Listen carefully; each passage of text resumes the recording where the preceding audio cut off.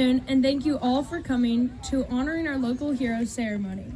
My name is Kirsten Lawson, and I'm a member of the 2023 4-H Day of Service Committee, which is a group of 4-H teen members from around the county. This is the group's third year of celebrating and honoring our local heroes and commemorating the 22nd anniversary of 9/11. This year, we will continue the theme, Honoring Our Local Heroes. We stayed with this theme because individuals we are honoring do so much for our communities. They are veterans, members of the military, National Guard, Highway Patrol, Fire Department, law enforcement, EMTs, first responders, healthcare workers, teachers, and all of those that protect, care, and service our communities. We decided to add teachers this year to thank them for the countless hours they dedicate to the youth. The youth are the future of our communities. To all the individuals that we are honoring, you do so much that is unseen or goes unrecognized in our day-to-day lives. Thank you for everything that you do. I would now like to recognize this year's Day of Service Committee.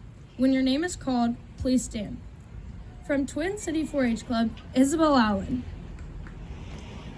Caleb Howard, myself, Kirsten Lawson, Busy Bee 4-H, Grant Pardo, Eager Eagles 4-H, Marie Bepler, Shamrock 4-H, Braden Hawford,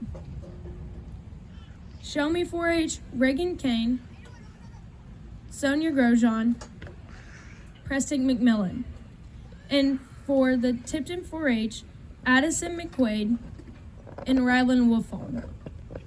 Our group has been meeting since July to plan this ceremony. We represent the youth of our communities to say thank you.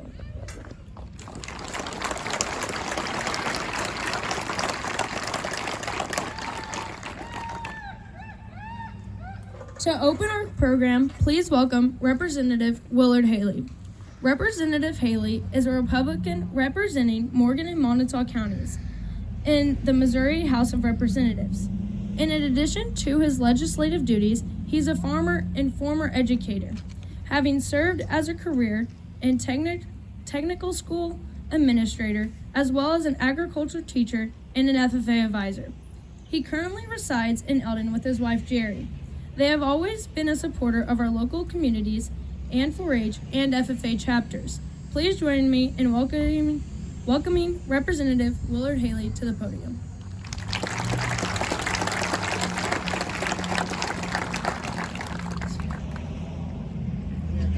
Thank you, Kirsten. Hey, this is a fantastic day. Excellent weather. I apologize to those of you that are sitting in the hot sun, but it is indeed an honor for me to be here today to welcome everyone to the 2023 Honoring Our Heroes event. As Kirsten said, they've been meeting regularly since I think June or July, but honestly, we know that the planning for this started a year ago at the conclusion of last year's ceremony. This day of recognition has been a vision of these 11 young people for a long time. And they represent, I think it was 6 different 4-H clubs out of Moniteau County. They came together to work as one team, and that's kind of what 4-H is all about. As a former 10-year member of 4-H myself, I'm proud of the organization and these individuals behind me and how they work together to help this day be successful. Head, heart, health, and hands. Those 4 words mean so much as described in the 4-H pledge. Clearer thinking, greater loyalty, larger service, better living. Our local 4-H clubs are demonstrating what the organization is all about as they honor veterans, military, law enforcement, firefighters, EMS personnel, rescue, ambulance, and quick response personnel, all healthcare workers, and teachers and school staff who ensure we have freedom, safety, health, and education, and are making this community, country, and world a better place.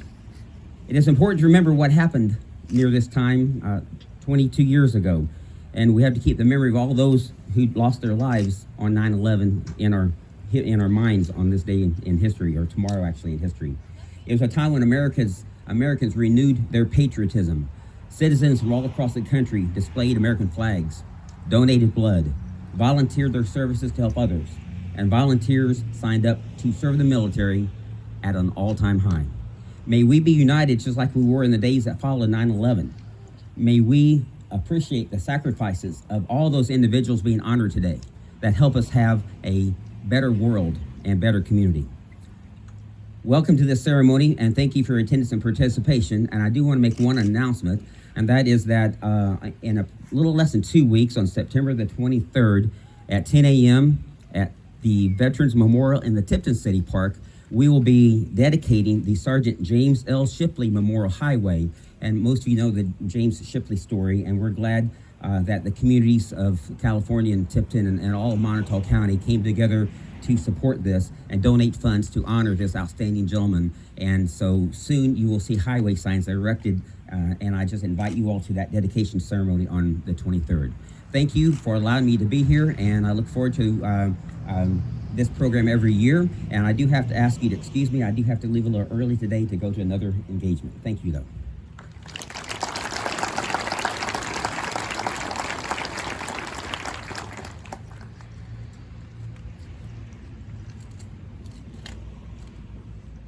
Thank you, Representative Haley. Our VFW serves our veterans, the military, and our communities by advocating and educating on behalf of all veterans. They ensure that veterans are respected for their service and are recognized for the sacrifices they and their loved ones have made on behalf of this great country. We will now have the presentation of the flags performed by our local VFW chapter.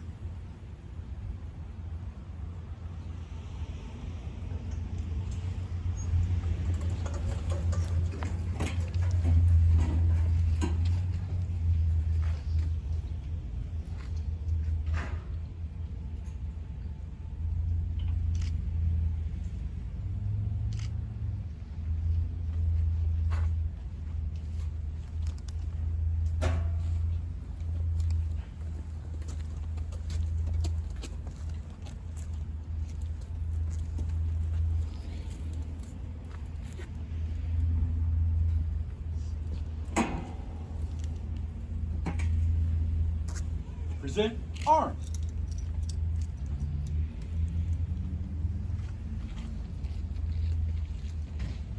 Pledge allegiance to the flag of the United States of America and to the republic for which it stands, one nation, under God, indivisible, with liberty and justice for all. Order, arms.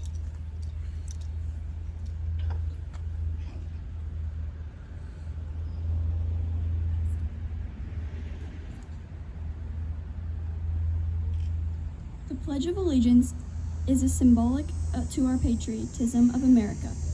Please rise and join me in the saying of the Pledge of Allegiance. Keep them. The 4-H pledge is one of the most recognized symbols of 4-H. The 4 H's represent 4 symbolic words: head, heart, hands, and health. Head is for clearer thinking. 4-H is about learning through new things through projects and programs. This allows youth to develop skills such as leadership, responsibility, communication that will help them be successful in life. Heart is for greater loyalty. In 4-H, youth are taught to be reliable, responsible, care for others, and build positive relationships. Hands are for larger service. 4-H members are busy all year long learning and gaining hands-on experience. Members also use their hands to give back to the community through volunteering and community service projects. Health is for better living. 4-Hers learn how to lead lives that balance physical, mental, and emotional health. Please join me in saying the 4-H pledge.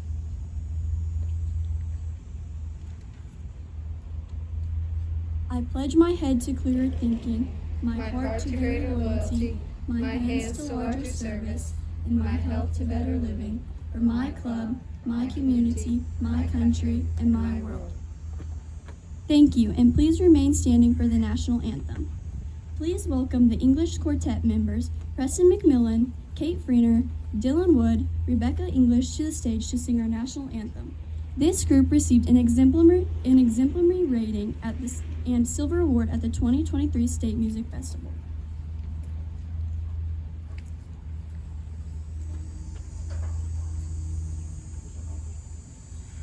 I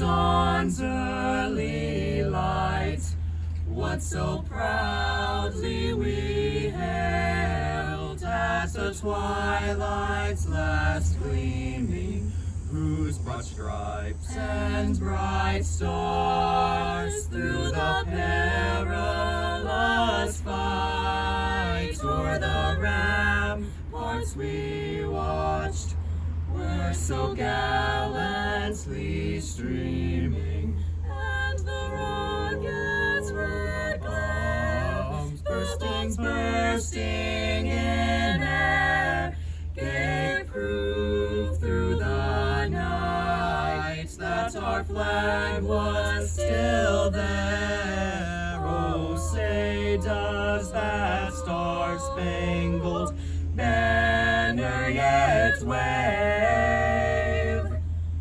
o'er the land of the free and the home of the brave, the brave.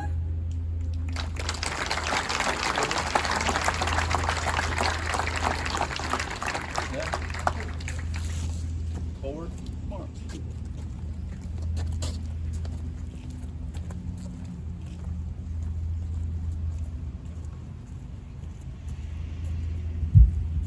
You may be seated.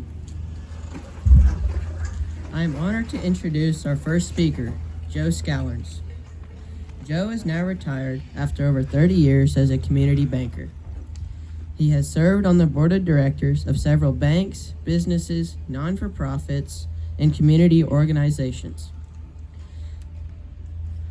Joe was a founding director of California Progress, Inc., or CPI. He currently serves on the Whiteman Area Leadership Council, Whiteman Air Force Base Community Council, and is a civic leader of the Air Force Global Strike Command. In addition, he was a founding director and is now the president emeritus of the Strategic Deterrent Coalition. Joe currently lives north of California with his wife, Fran. Thank you, Joe, for your patriotism, for serving our community, the state of Missouri, and our great country. Please join me in welcoming Joe Scallons.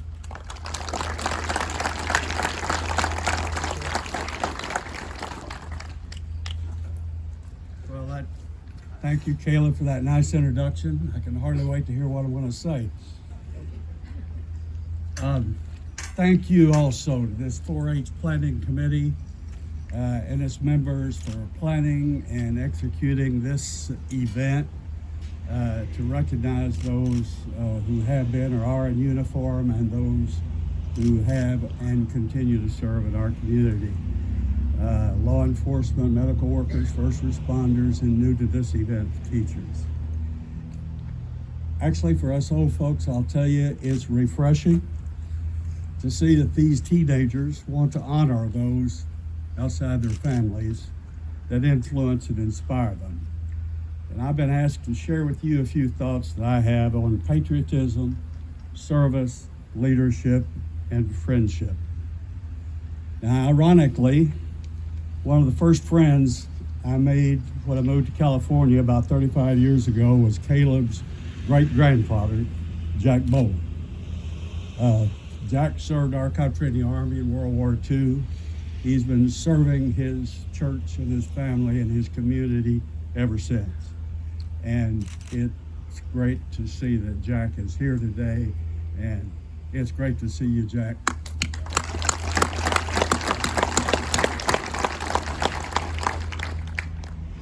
I appreciate the inclusion of teachers in your recognition. I consider each life experience a lesson. We can learn from each lesson we have. My early understanding of patriotism was influenced by a note in my high school yearbook written by my English teacher. She wished me well and then challenged me with the quote, "With your shield or on it." That was something we had read in her class. It was the charge given to young Spartan warriors as they went into battle, a reminder to be loyal to the country and family, to conduct yourselves with courage and honor, and return victorious or die trying, with your shield or on it. Some people use patriotism and nationalism interchangeably, but they're not the same. Nationalism is good and emphasizes unity and loyalty, but the definition of patriotism includes love of country, care about people, and the whole concept has a greater emphasis on values.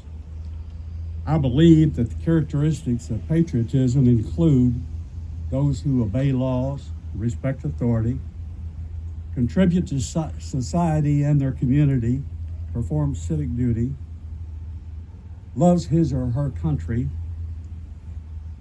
practices courtesy and respect for the rights of others, is trustworthy and honest, tolerant, accountable, and has moral courage.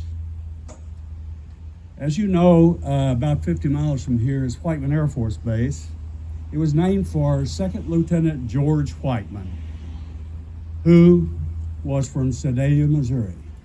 And on December 7th, 1941, George was attempting to take off from Bellows Field on the Hawaiian island Oahu to engage the enemy as they were attacking Pearl Harbor.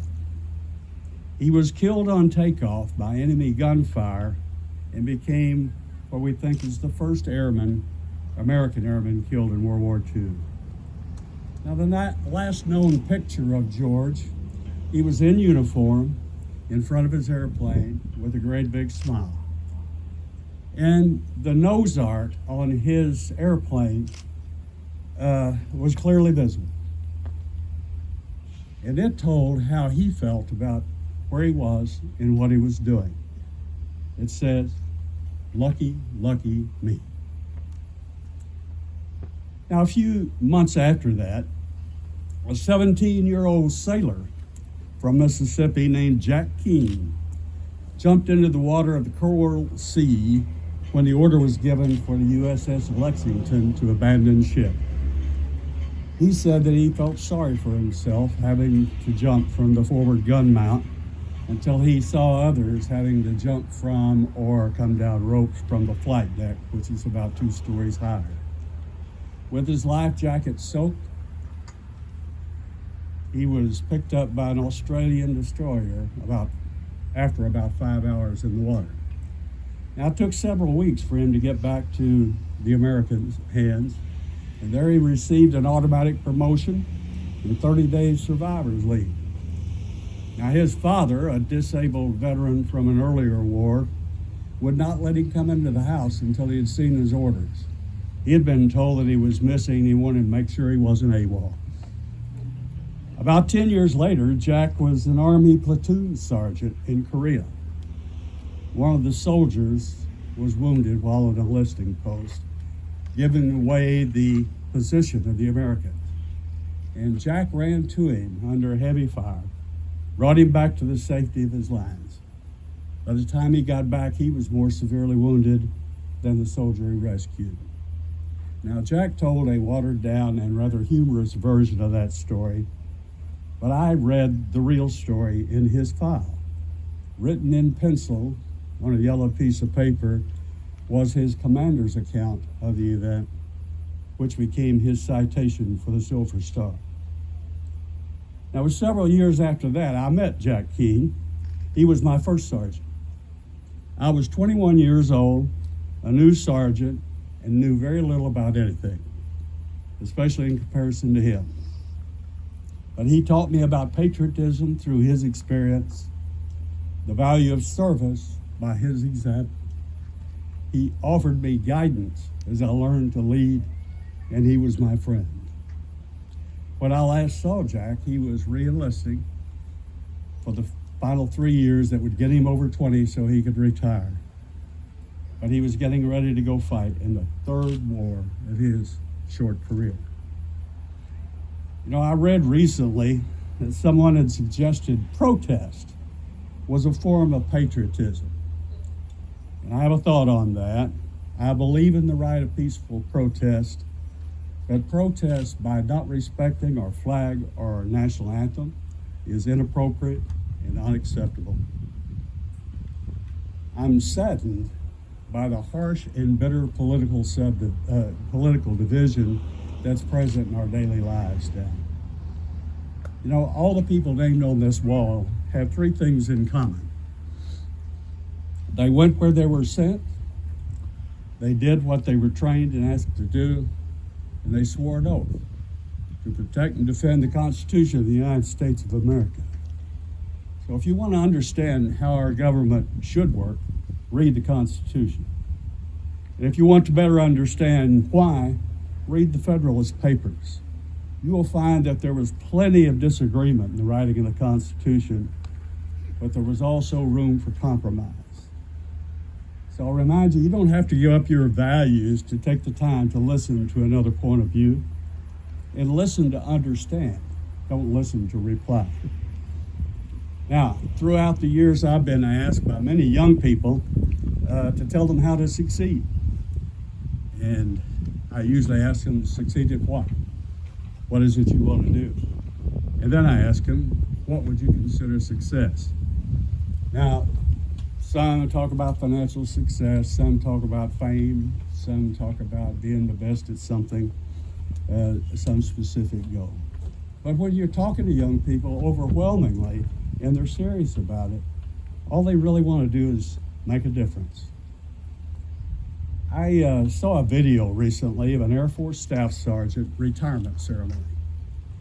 I didn't watch or listen closely because I expected to hear the usual remarks about having a good career, looking forward to retirement, yada, yada, yada, yada.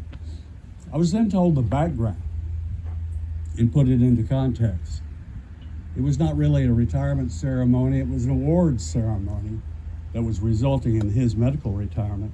You see, he had been an EOD, that's explosive ordnance disposal technician.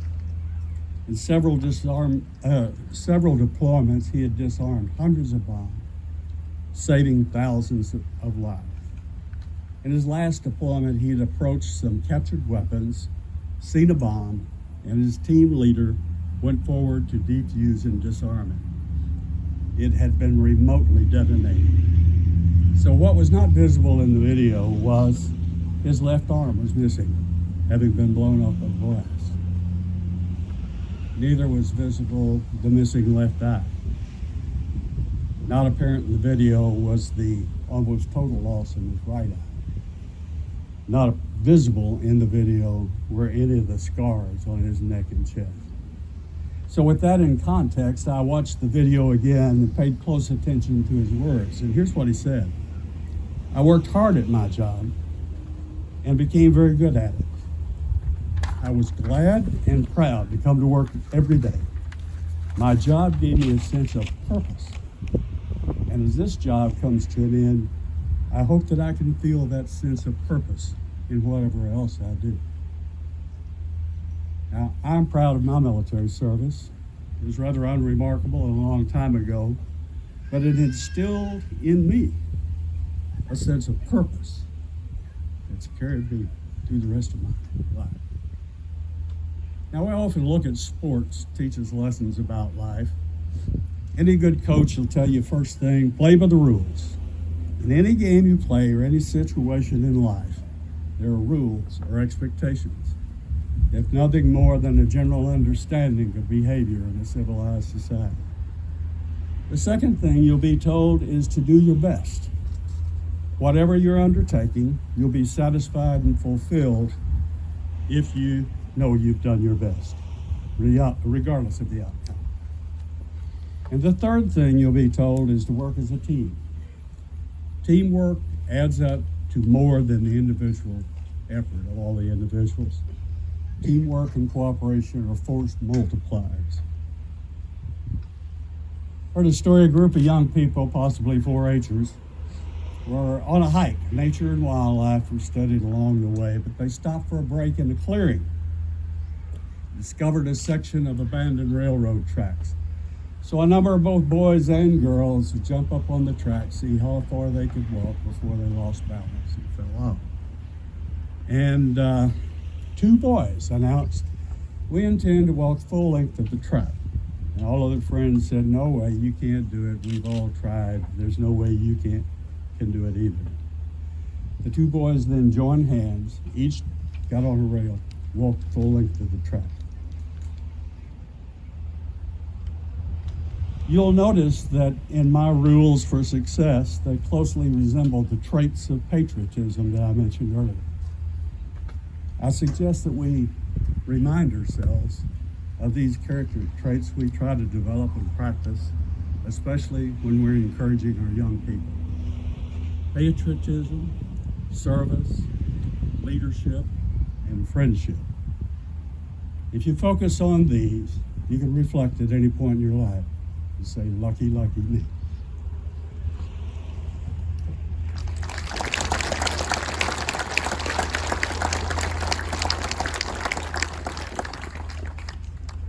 Thank you, Joe. We are pleased to have the California High School Sounds of Joy with us today. Sounds of Joy is an audition choir, and they are very active throughout the year, participating in school concerts as well as community events like this one. This year's section leaders are Myra Sylvie, soprano, Paige Morris, alto, Derek Bollinger, tenor, and Alexis Anguiano, bass. They are under the direction of Mrs. Michelle Ballou. The Sounds of Joy will now perform Freedom. Bluetooth pairing.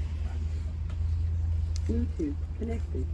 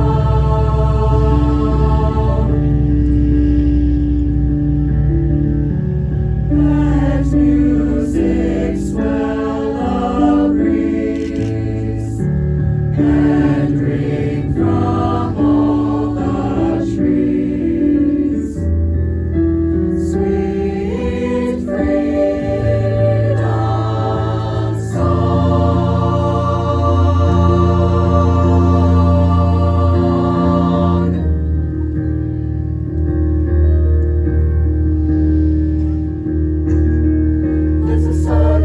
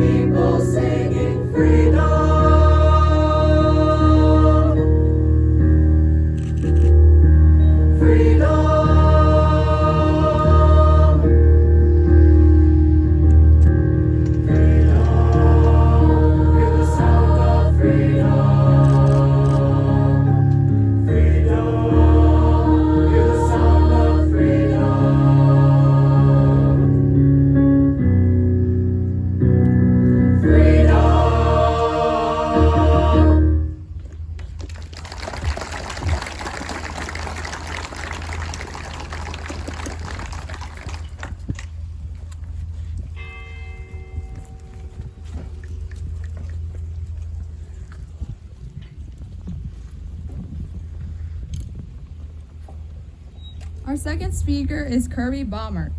Mr. Baumert is a Jamestown resident and a former teacher of 36 years. He, along with his wife Debbie, own the Mill and Row Emporium in Jamestown. He is an honor flight guardian who has assisted many veterans in making the trip to Washington, D.C.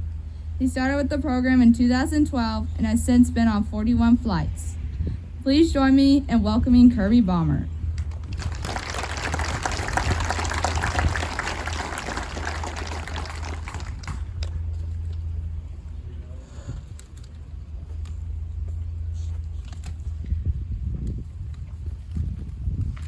Thank you, Marie. Marie came to me and asked me if I'd be willing to do this. I had no idea what I was getting into. She said, "You don't have to talk long." I'm not going to talk long. 55 years ago, I was in 4-H. The highlight of the summer was the 4 days we spent at the county fair in Watchir, Iowa, where we showed cattle. And I still remembered your motto when you guys were saying it earlier. We're about heroes today, and this is a pretty good place to be. We've got a lot of heroes around us today. Not just our military veterans, but we've got firefighters who I understand have been very busy recently. Thank you. We have EMS personnel, we have teachers, and we have moms and dads. They're heroes as well. Marie said I should talk a little bit about the Central Missouri Honor Flight, which I have been involved with for some time, and have been truly honored to be involved with it. In fact, as I came in, I talked to a couple guys that had been on the honor flight, veterans.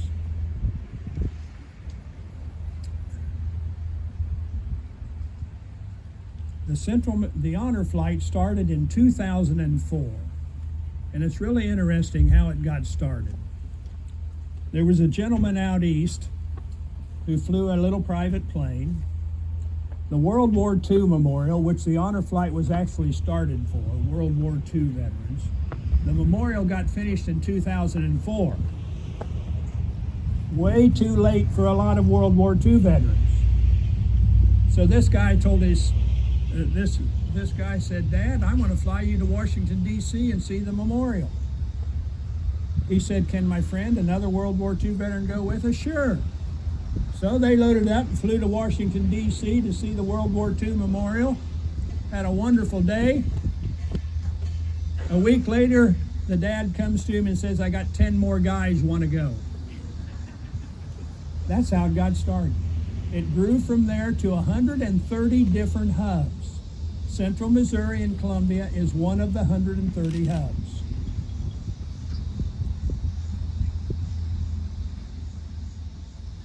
And it has been, the stories that come out of the honor flight are just amazing, just amazing. I'll mention a couple of them here in a little bit. The honor flight was designed for World War II veterans, like I said. Well, folks, we're running out of them. We're running out of World War II veterans very, very rapidly.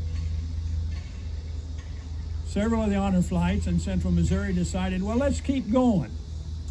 Let's bring in these guys that went to Korea. Let's do that for them. By the way, the 21st of August, Central Missouri took their 67th flight. They have transported more than 5,000 veterans to Washington, D.C.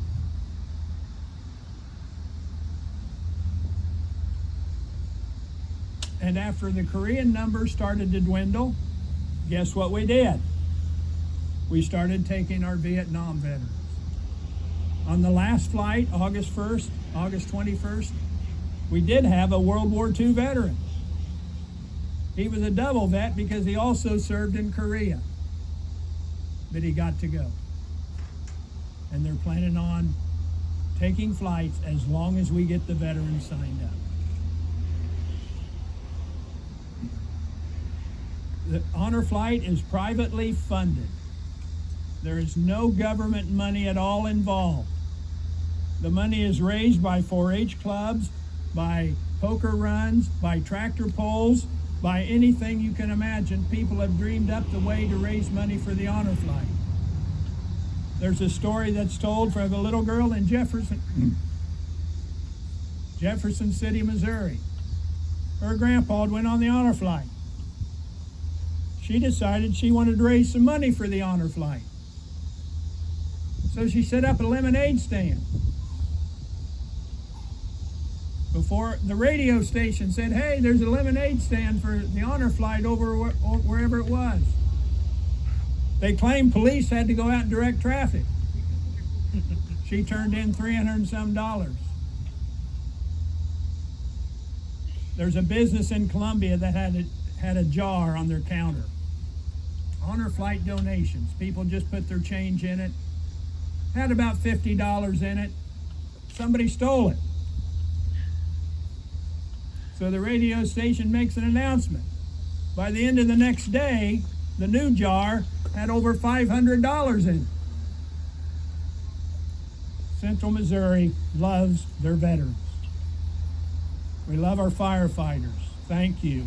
Our EMS, our health people, our teachers. Each flight, here's where the money comes. Here's why we need the money. By the way, the money's still coming in. Don't worry about it. Each flight cost $110,000. And we've taken 67 of them. And the money is still coming in. Central Missouri loves their veterans and our firefighters and our EMS and our teachers.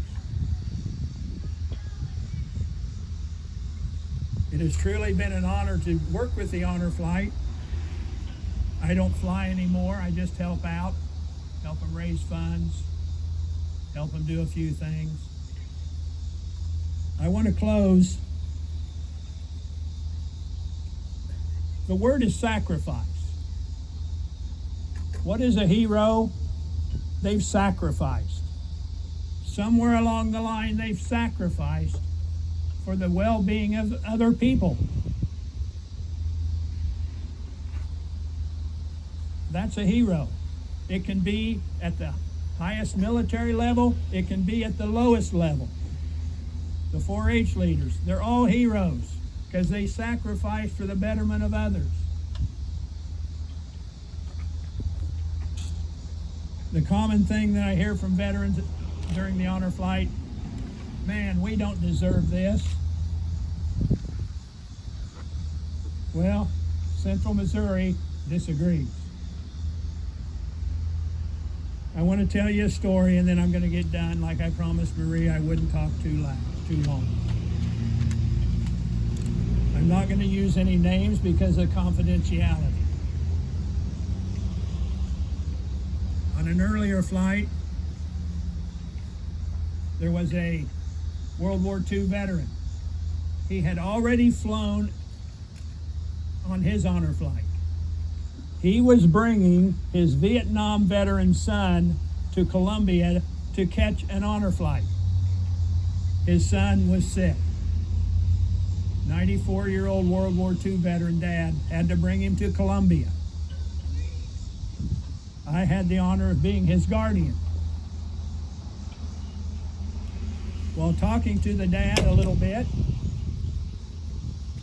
he told me he had 3 sons. 3 sons in Vietnam at different times.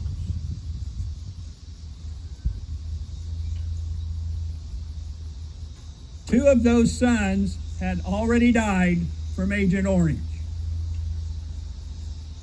And his 3rd son was going to. Now that is a sacrifice. Thank you, veterans. Thank you, policemen. Thank you, firemen. Thank you, 4-H, for having me. All of you people. Keep this country going. Thank you.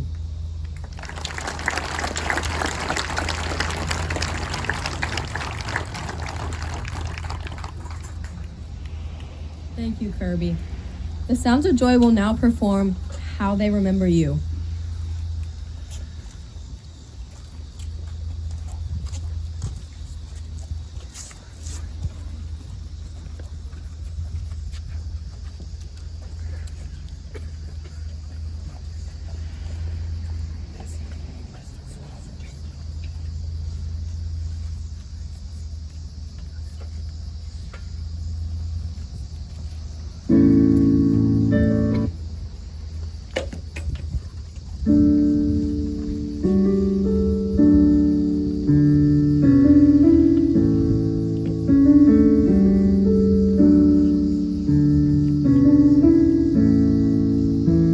Scrape my name on a water tower, carved in an old cottonwood tree.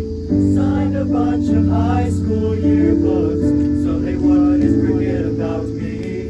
It wasn't till I saw my daddy's name is all I knew. It ain't a question of if they will, it's how they remember you. Did you stand or did you fall? Build a bridge or build a wall? Hide your love or give it all? What did you do? What did you do? Did you make 'em laugh or make 'em cry? Did you quit or did you try? Live your dreams or let 'em die? What did you choose? What did you choose? When it all comes down, it ain't if, it's how they remember you.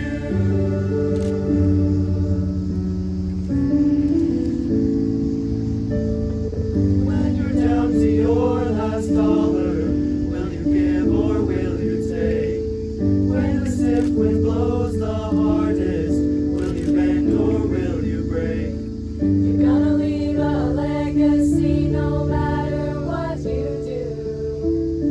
It ain't a question of if they will, it's how they remember you. Did you stand or did you fall? Build a bridge or build a wall? Hide your love or give it all? What did you do? What did you do? Did you make 'em laugh or make 'em cry? Did you quit or did you try? Live your dreams or let 'em die? What did you choose? What did you choose? When it all comes down, it ain't if, it's how they remember you.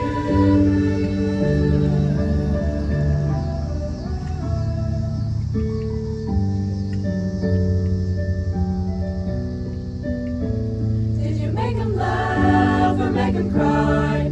Did you quit or did you try? Live your dreams or let 'em die? What did you choose? Did you choose? When it all comes down, it ain't if, it's how they remember you. How they remember you. How they remember. How they remember you. How they remember. How they remember you. How they remember. How they remember you. How they remember you.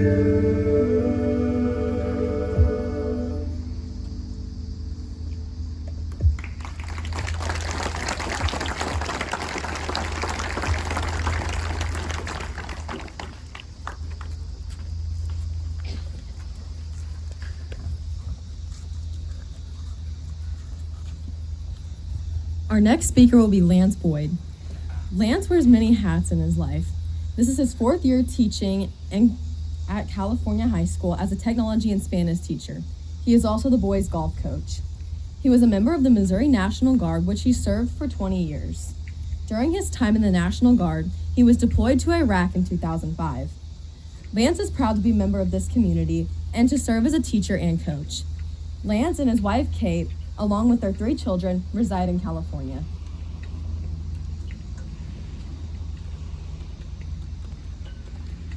Thank you, Reagan. I just want to take a few minutes to extend the gratitude that's been expressed here today.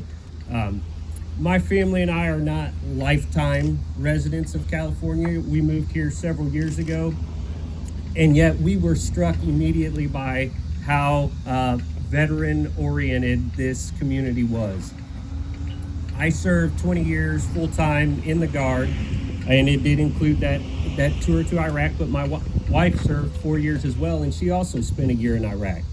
And when this wall was constructed, you all were so kind to put our names over there as well, and that's something for our family that we get to cherish now for generations, that my kids and then maybe one day my grandkids will be able to see our names on this wall. So we appreciate that. We appreciate everything that you all do as a community for veterans.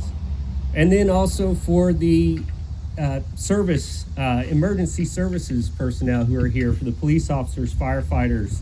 I can say personally, as I look out there to see Mr. Friedmeier, who has been to my house several times, our youngest has epilepsy, and he has had several episodes, and they have come to our house and provided aid when we needed it most, and they've seen us at our most desperate times, and yet they've been there to show compassion, to show care, and we appreciate everything that you all do for our community, for keeping us safe, for keeping us well. And then the teachers. I see so many of your faces out here. Our family, we have everything from my oldest is beginning his senior year to my youngest is beginning kindergarten. So we have a lot of firsts and a lot of lasts going on this year, and you all are helping make it all possible.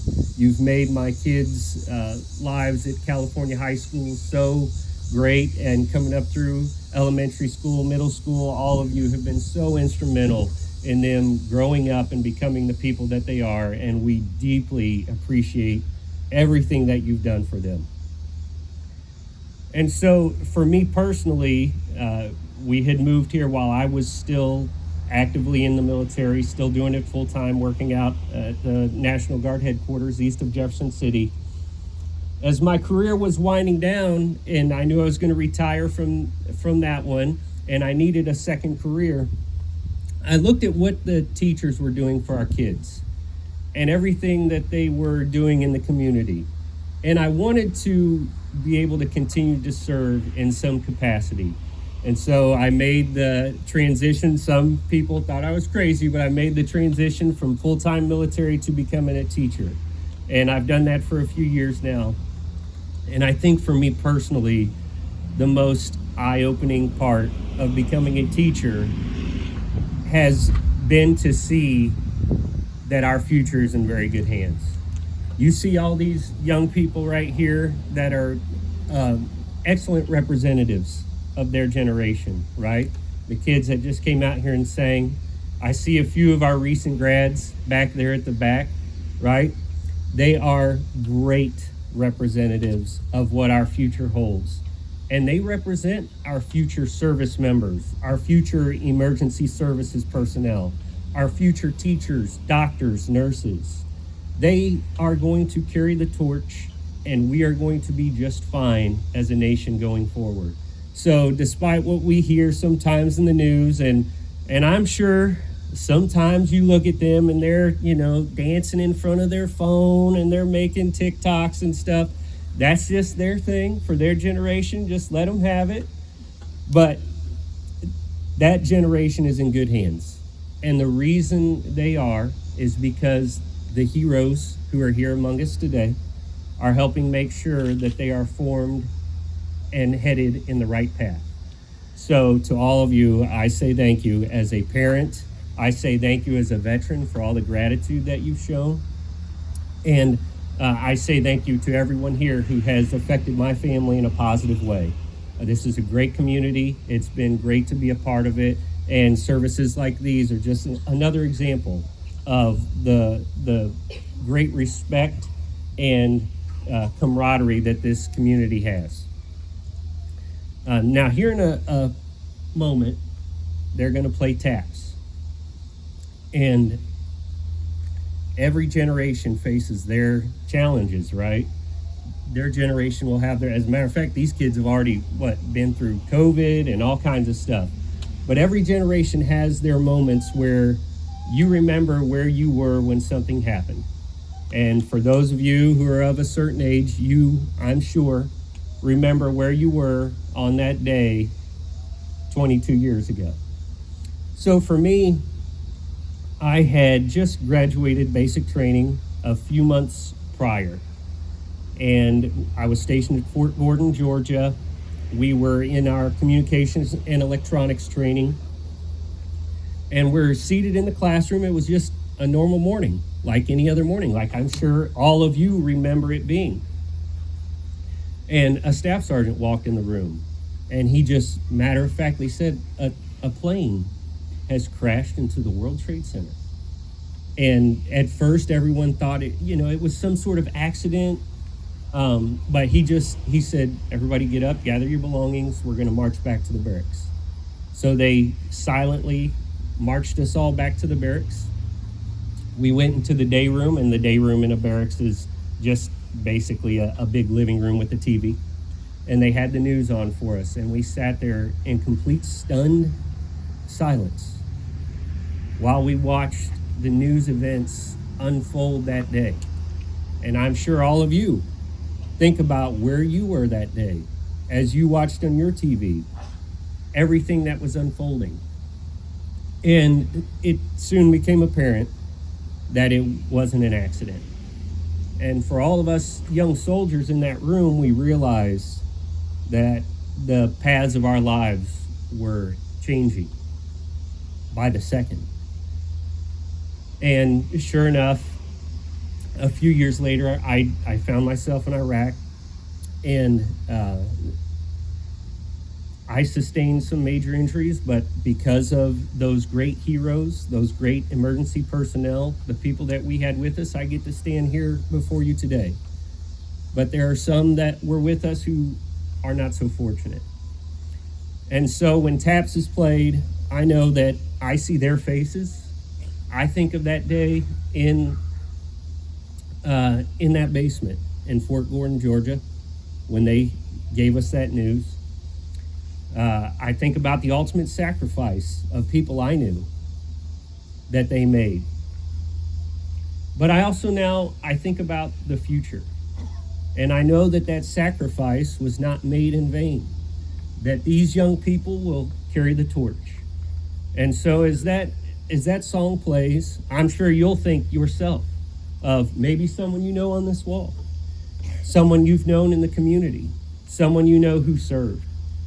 And as it plays, just reflect on everything that they did was worth it, because we have the next generation that's going to be ready to meet whatever challenges they might face in their time.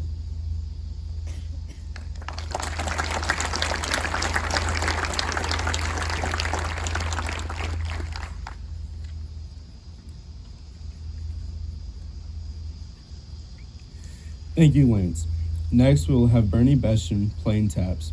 Taps originally began as a signal to extinguish lights. The music was changed by Major General Butterfield, 1st Troops, in July 1862. Today, taps is sounded as the final call every evening on military installations and at military funerals. The 24 mournful notes are played to commemorate the memory of members of all 5 branches of the armed forces: the Army, Navy, Marine Corps, Air Force, and Coast Guard. In 2012, Congress recognized taps as the National Song of Remembrance. Please listen as Bernie Bestian of the VFW plays taps.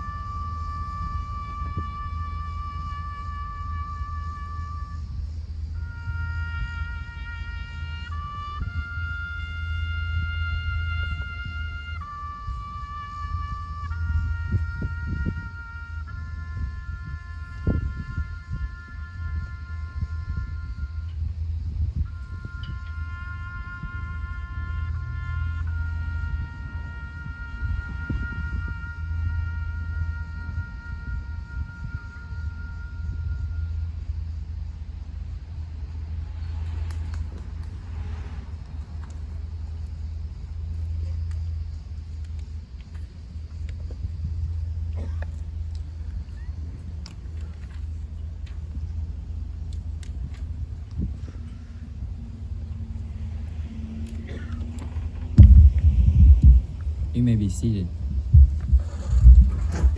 Thank you, Mr. Bestron. We would now like to recognize special members who are in our audience today. We ask all members of the military, National Guard, and veterans to please stand for a moment of recognition.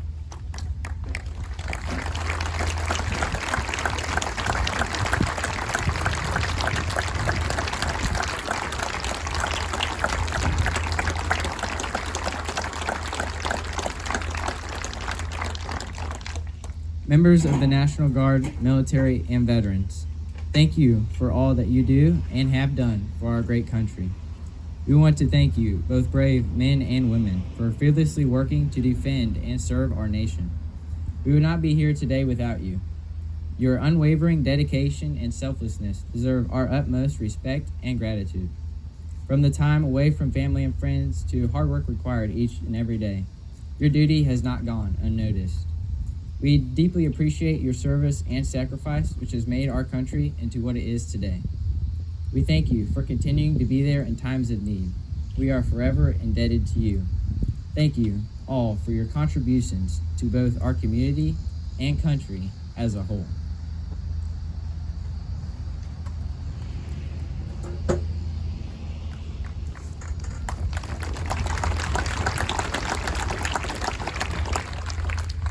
All first responders, including law enforcement, firefighters, and emergency personnel, please stand to be recognized.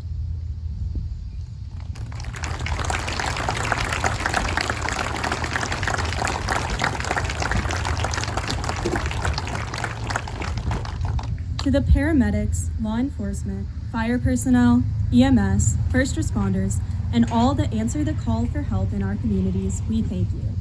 Day in and day out, you provide essential services to our neighborhoods that help us to stay safe. We are so grateful to you for the willingness to sacrifice your time and safety for our community. Know that your contributions do not go unnoticed, from saving lives to helping with simple tasks. You are the first teams to assist in an emergency and save countless lives every day. Thank you for your service.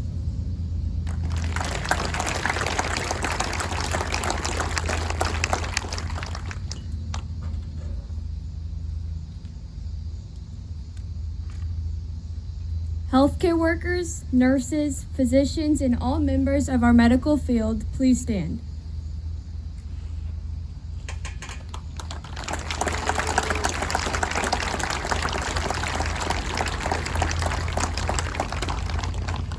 On behalf of the Moniteau County Day of Service Committee and the Moniteau County 4-H, we would like to recognize healthcare workers in all capacities for your selfless contributions.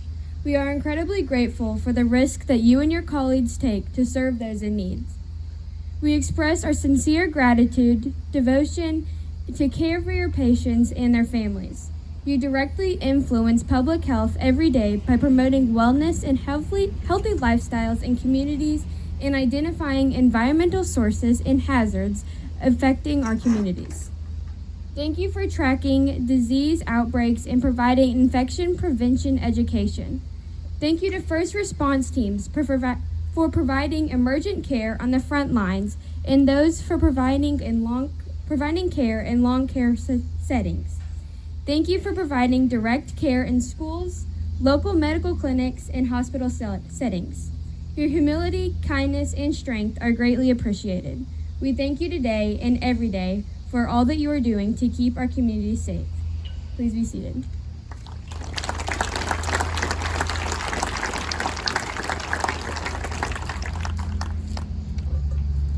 All teachers and those working in the educational field, please stand.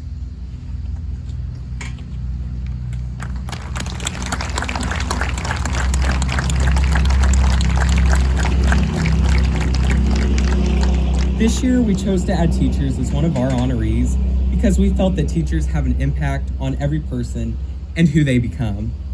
For us and other youth, they are one of the most influential people in our lives. Google's definition of a teacher is a person who teaches, especially in a school. I believe this is the definition of an educator.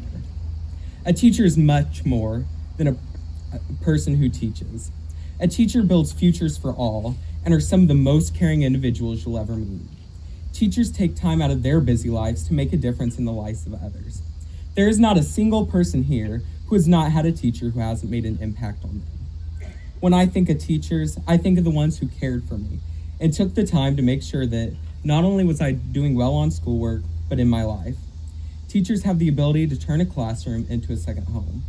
One of my greatest memories was my 4th grade teacher, who was there for me when I was struggling in school. She has always pushed me to do harder things. She believed in me and is one of the reasons why I'm successful in the things I do today. I encourage everyone here to take a moment and thank a teacher. And teachers, thank you for your daily sacrifices of time and patience. It really makes a difference for young people like me. Every one of you is appreciated, and you are our heroes. You may be seated.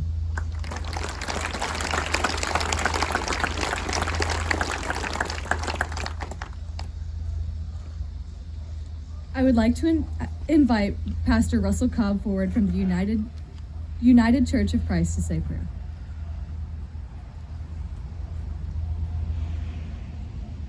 My grandpa Ed, he served as a Marine on the island of Okinawa. He fought there. And my mom said the only time she ever saw him cry was the day that his son left for Vietnam to serve on the front lines there. And our nephew did his tour in Iraq, and now he's a sheriff's deputy in Adams County, Illinois. And they served thousands of miles away on the front lines. They're protecting our freedom. But our teachers, our law enforcement, our EMTs, and our healthcare people, they serve on the front lines here, and we see them each and every day. We're thankful for them just as much as we are thankful for our military people that have protected our freedoms far away from our country here. So would you pray with me this afternoon?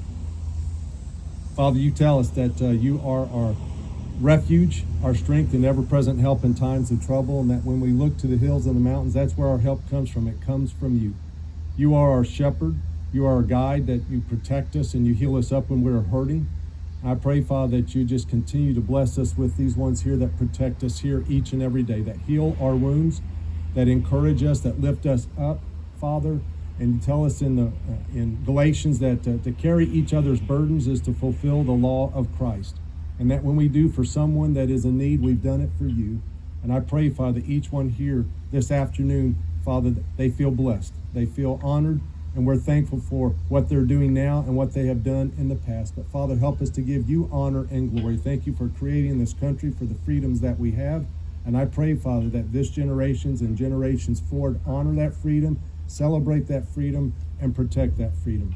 Thank you again for your Son, Jesus Christ. We ask this all in your name. Amen. We hope that you have enjoyed this ceremony. Your attendance here today shows how appreciative you are to the men and women in our community who have dedicated their time to serving, guiding, and protecting our country. And thank you to those members in the audience for their dedication and sacrifice to others. We would like to thank each and every person here today for coming this afternoon and supporting the Moniteau County 4-H program. Please feel free to stay after and visit and take pictures of this beautiful memorial.